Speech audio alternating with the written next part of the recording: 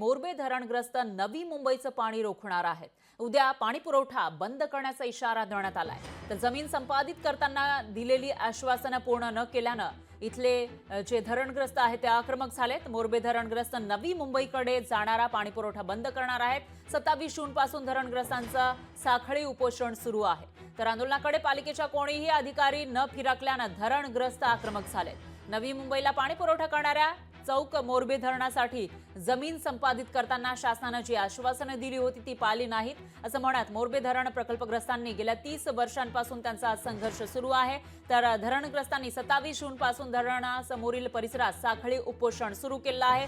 आता तर त्यांनी उद्यापासून नवी मुंबईकरांचा पाणी पुरवठा रोखण्याचा त्यांना जो पाणी पुरवठा होतो तो रोखण्याचा इशारा दिला आहे। त्यामुळे आता नवी मुंबईकरांचं पाणी हे धरणग्रस्त रोखणार असं दिसतंय। त्यामुळे उद्यापर्यंत ते नेमकं काय काय होतं आणि त्यांच्या ज्या मागण्या आहेत त्या मान्य केल्या जातात का ते बघावं लागेल।